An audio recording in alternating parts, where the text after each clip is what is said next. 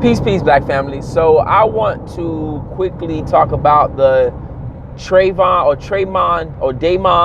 Green incident that took place in practice. If you don't know who that is a NBA player. He plays for the Warriors, and over the weekend or whatever, he ended up sucker punching one of his teammates, right? Because his teammate was trash talking him. Now this kind of leads me to my talking point of the day, which is the same thing that they love you for will be the same thing that they ultimately end up hating you for. For example, someone found an old video of Draymond Green.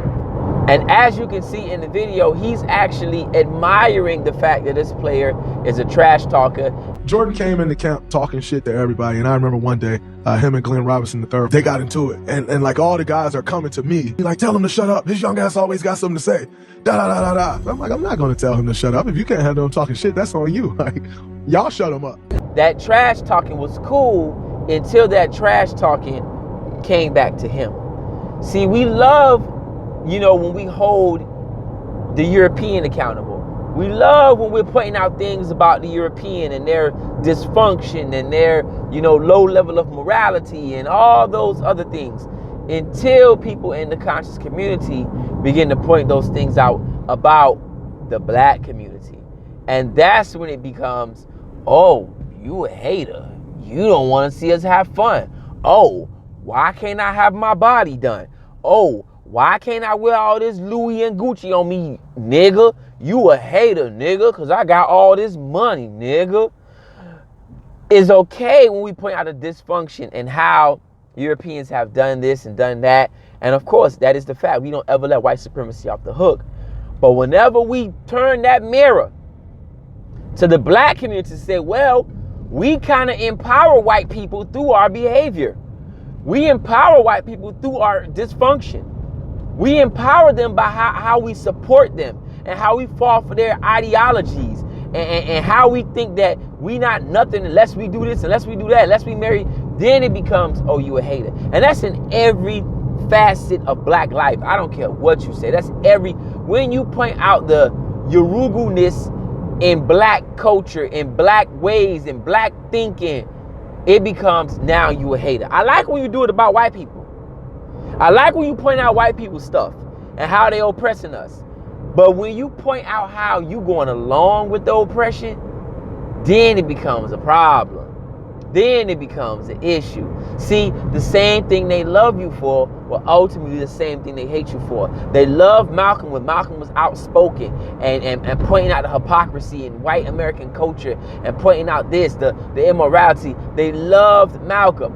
But when Malcolm shift that mirror just a little bit to point back, just a tad bit, we see the outcome of what took place. So we really have to understand that concept, that a lot of times the same thing, like there's a saying that goes familiarity breeds contempt, right? Someone will love you for being generous and outgoing and caring, and then ultimately hate you for all those things. Oh, you so weak. Oh, you so this and you that. But that's why you fell in love with me. That's why you fell in love with this person, because the person's so caring and so loving and so giving. But that familiarity breeds contempt. The idea that now they finally know you and they got familiarized with you, now they don't like that about you. They don't like that about you. And what Yorugu has understood in their books like Machiavelli and that you always have to be mysterious, right? You always have to keep people off balance because, and this is what Kanye is doing. Because ultimately, Kanye has been doing the same thing for forever, right? Saying some outlandish stuff and then drop some good music or whatever the case may be or whatever like that. And because Kanye talk a little black here and there and then throw some white stuff out there and then talk, like, he keeps people off their heels. You can never get familiarized with Kanye, right? Because you don't know what he's gonna do next. Because he understands the concept of familiarity breeds contempt. Knowing somebody too much or ultimately make you feel like you don't like them. Like, you met the person dominant. You met them being a go-getter. You met them being, you met them this way, right? But then years long in a relationship, you like, damn, you work too much. I don't like that.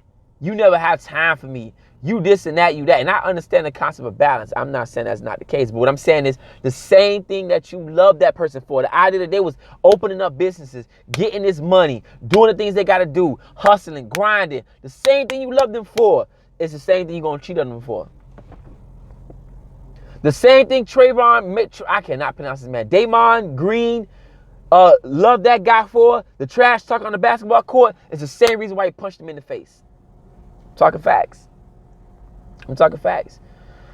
You got to look at your relationships, the people around you, the environment, and see how you could be pro-black for your people. Yeah, white man is white man that, white man is white man that, and they love it, and we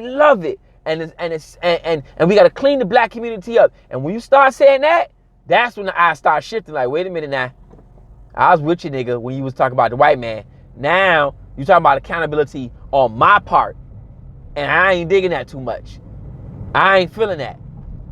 I ain't feeling about you talking about black people and how we need to do better and how we don't need to be supporting white people. You know what I'm saying? Because that's not, it's a very sick psychology. It's a very sick psychology. And I may not have all the answers to this, right? Because I'm not the expert on this. But I see it. And I don't know how to diagnose it. But I see it. And I know that it exists.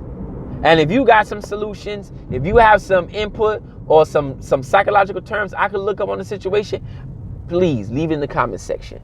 But one thing I've come to realize is the same thing that they love you for will ultimately be the same thing that they hate you for. Your outspokenness, they will end up hating you for your outspokenness. When you start outspeaking them, they will hate you for it. You know what I'm saying? Even your family members, people closest around you, they will ultimately hating you for it. So if you got some suggestions, ideas, anything, drop it in the comment section. You know what I'm saying? And let me know so we can further this conversation. Till next time, think black, stay black, love black, support black, and that's real African black power.